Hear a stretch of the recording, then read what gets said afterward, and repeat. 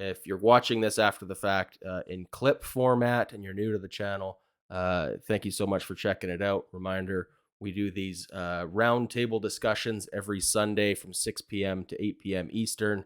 Let us know if you're enjoying this, and let's continue with the talk then. Bo Bichette is just a child still. He's 24 years old. We are spoiled as Blue Jays fans by having such young superstar prospects pan out. I do think that is a little bit of a factor in how we value a guy like Gabriel Moreno when we do have guys like Manoah, who just works out, Bichette, who's just working out, Vladdy, who's just working out, and to just assume that Gabriel Moreno is going to just follow course with that. So let's talk Bo Bichette and where he fits with this team positionally, because I mean, there are still calls that defensively he is a liability and he needs to be moved to second base. I am of the standing, I'll just get this out here, that most shortstops are not elite when they're 23 years old. Scott, let's start with you and your thoughts on Bo Bichette and what kind of season we should expect from him in 2023 and what you want to see from him developmentally in terms of progress. Obviously, a great September to end last season. Is there a chance he can do that for 6 months and do it all season long in 2023? I don't think so, but I do think that he has found something and kind of clicked into something. It's always talked about how 1,500 plate appearances really starts to kind of show you what kind of hitter a player is, and Bo's at 1,600 plate appearances right now. His September was incredible. I think if we can get 3/4 of Bo for 6 months, what we had of him in September, he's going to be an all-star and he's going to get MVP votes. As for defensively, this is the big question mark. And I know the chat's going wild right now talking about Bo's defensive warts, if you will. And I think one of the most frustrating things as Blue Jays fans, and I'm sure you guys can jump in here in a second, is that we've all seen Bo make defensive plays that I would say 99% of shortstops wouldn't make. His range going the other way and his ability to get to balls is impressive. What is infuriating is watching everyday plays, right? Routine ground balls taken from him and then either airmailed over Vladdy's head or thrown into the dirt. It's almost like the second Bo has too much time to think about it, he's in his own head, which gives me a little bit of hope because that's a youth thing, right? Like that is definitely an age thing. And that is something players grow out of all the time. That said, this is a team that's gunning for a championship, right? I mean, how much longer can we have such a big defensive liability at shortstop? I think obviously they're going to go another year here, and we're going to talk Carlos Correa in a bit. But, unless something wild and crazy happens, I think Bo is definitely the 2023 shortstop. I mean, without a doubt, almost. So they are giving him more rope. How he does, I think this is a big year for him. I think this really could be a year where maybe they do decide to move him to second if he has another year where he's, I don't know exactly where he landed this year, but I think he was like the 27th best defensive shortstop in the league or something. Like it was bad. It was ugly. So, okay. I want to jump in here before we open it up to the rest of the panel. And I'm going to read a list of numbers and then I want guesses on what these numbers represent. Okay. So 25, 26, 25, 25, 27, 28, 22, 28, 31, 30, 29, 27, 36, 35, 31, 31, 32, 31, 30, 27, 26. You get the point. What am I listing here, Garth?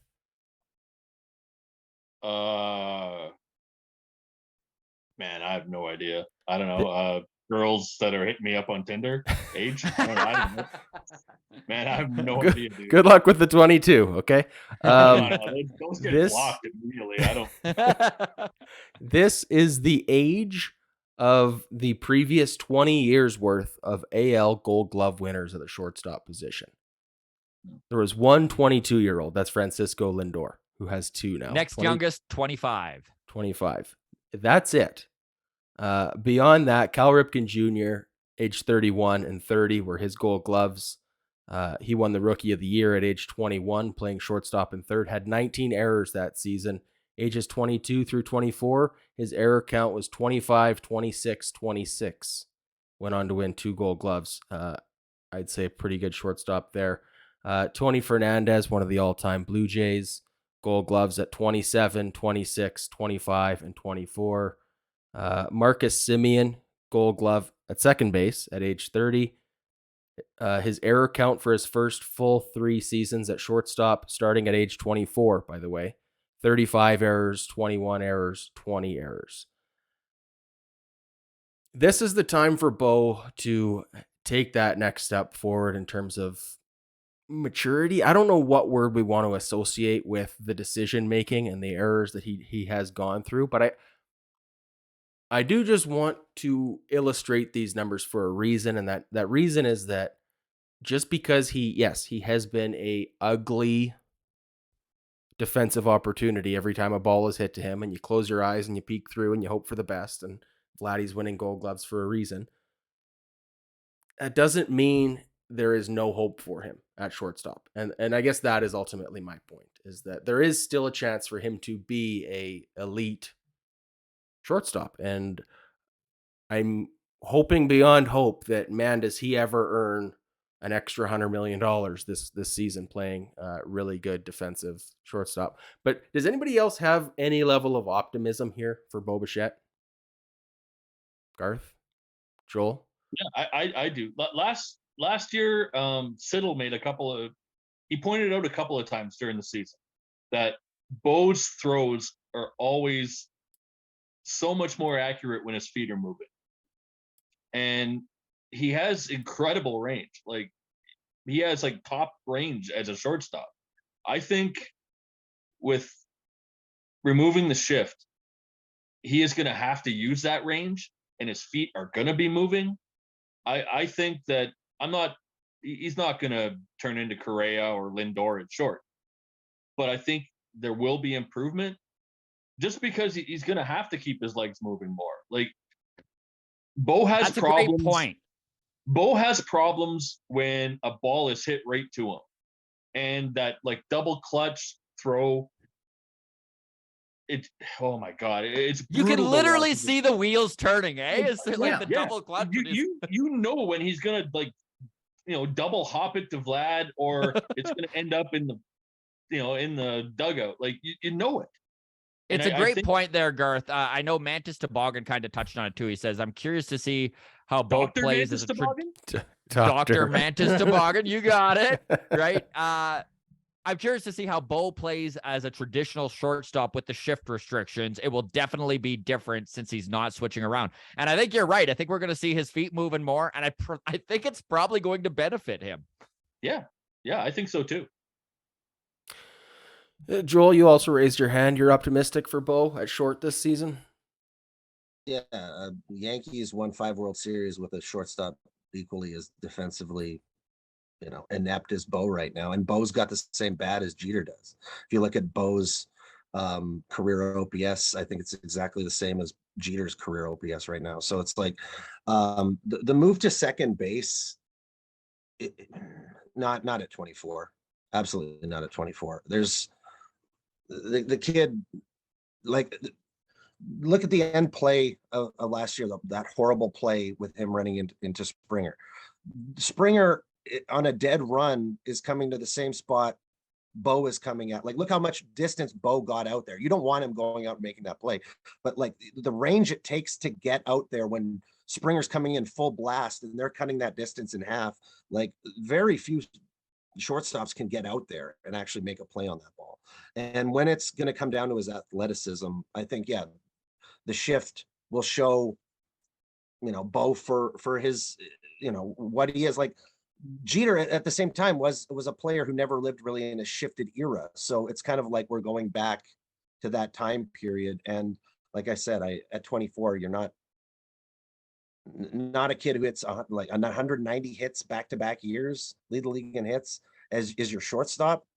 Nah, I'm fine with that. I'm fine with and it's the fact that it seems like it's the mental lapses on the plays that he can make, right? Like the fact that he can cover so much and make those 10 out of 10 plays that are absolutely insane, that really it seems like only he can make sometimes, lets you know that it is a mental aspect, and that stuff really.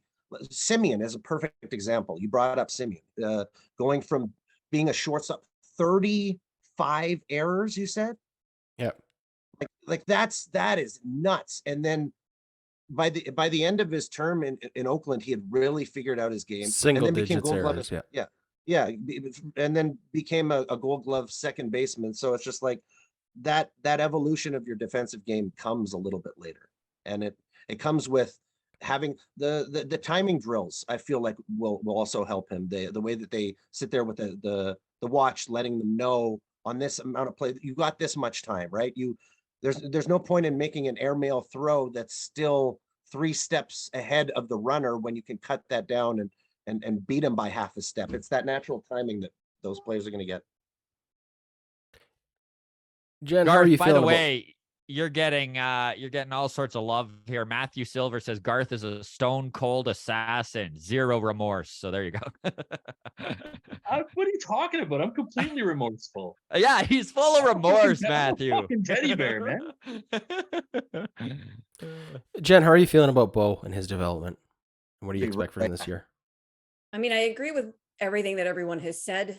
When you factor in his age and his athleticism, and by all accounts, he's an incredibly hard worker, on the field, before games, before the rest of the team, taking drills. There is reason to feel optimistic about his potential at shortstop. That being said, if the Jays have an inkling that he is not going to re-sign with the team, then I really don't care. Move him. Put the best defensive team on the field that you can right now.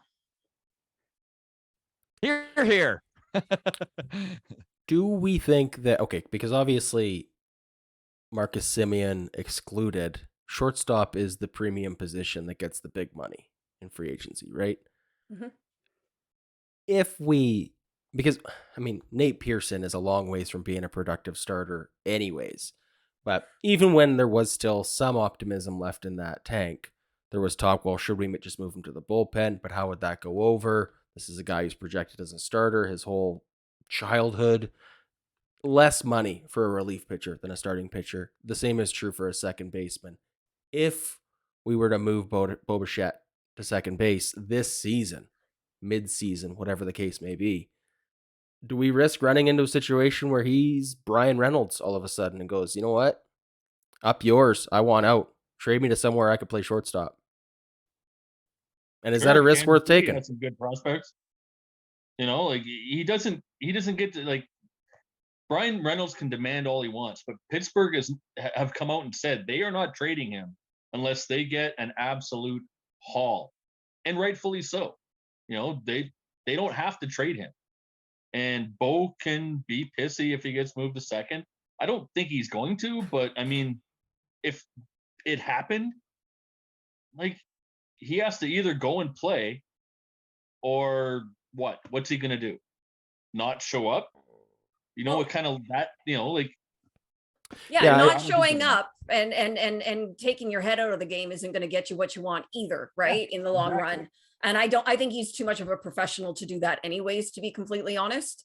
I also think, sorry, I do also, this is not what I think is going to happen. I do think that the front office is more tactful than to do something. Like, any move they make is thought out. And I feel like if that is the ultimate plan, to try him at second base, that is going to be a behind closed doors off-season discussion, because they have to also realize that any leverage they do have in trading him has to be drastically reduced if the world knows he's unhappy and they're considering moving him to second, right?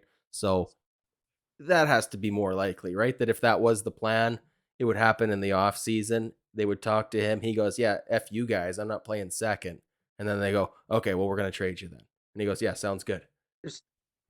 Like, I mean, we've seen. Oh, Sorry, I ahead, was Jen. going to say Marcus Simeon was willing to move off shortstop and play second, That's what I was right? gonna say. And That's look what I was how he had a career season. You know, what if getting Bo over to second base where he's maybe ends up being a little bit more comfortable defensively, right? Gets him out of his head defensively. How does that maybe translate on the other side of the ball? Right? At the plate. Great point. To play onto that, Jen, like it also puts him in a category where look at how backlogged the talent is at shortstop, right? Look at what you're competing against year in, year out to be an all-star at shortstop. At second base, right? Espinal made the all-star game, right? Like you're going up against the opportunity for some acclaim, like a gold glove at second base becomes possible. All-star appearances, consistent all-star appearances for Bo. Bo could be looking at, consistent 5 straight all-star appearances at second base. Where at shortstop, you might not be getting that type of glory because you're dealing with so many $300 million players at that position, and that being the marquee position in baseball, right? So it might be something that actually benefits him. Look at Simeon in the contract. I that he signed. agree with everything you just said, but also the points you just made are exactly why I think Bo would rather stick at shortstop, is because it is that marquee position. But does Marcus and he Simeon sign sees a himself on that $150 level. million contract as a shortstop? If he continued to play shortstop and never switched to second, does he get that contract? Like, Yeah, he went from being a mediocre shortstop to being the best second baseman in baseball. Like, and that's what I'm saying. Like it's possible that moving Bo to second base is the best move for his career. It is entirely possible. yeah, it was for Marcus, for sure. Well, I mean, Marcus Simeon, I would say, was not a mediocre shortstop in Oakland. No, but he wasn't viewed as like his year in Toronto. He was one of the 10 best baseball players in the league. Well, at second as a second baseman. But like, to be fair, Marcus Simeon in 2019, this is the year before the weird COVID year that doesn't count for anybody except the Dodgers and their fan base. 33 home runs, 285 batting average, OPS 892, and he finished third in MVP votes. So I would say that it's a little bit unfair to say he's a mediocre shortstop that wouldn't have gotten a $200 million contract if he didn't make the move to second. No, but I don't think he would have. I don't know if he gets 150 million. Like if he plays another 2 years at shortstop and isn't that great defensively as he was at second base, like at second base, gold glove, 48 home runs. Like, I think the move to second base did wonders for his career and his bankroll. And then look at the other half of that. Like, that's a guy who made the big deal on the move to second base. And then Trevor Story is a guy who signed the big deal before he had ever played at second base. Signs as a second baseman. They lose Xander. Now he's back to probably being their shortstop, right? So it's like, it's situationally, it really, really depends who the Blue Jays, if the Blue Jays are able to make a trade in the second half of the season for a star shortstop, I'm not hypothetical, right? It's a total hypothetical situation. And Bo is moving over halfway through the season for a guy who is a legit defensive stud, right? And I don't think that Major League Baseball then looks at Bo as never being able to play shortstop again, right? Teams have to value him on how they see him on their roster, as whether it be second base or shortstop. Some teams he plays second base, some teams he can play shortstop, but it shouldn't, like Simeon Story. You're seeing this example of these players, Xander, Fernando Tatis Jr. All of these players are sitting in these positions and they're being moved off. And it really just depends what the team needs and where they need you.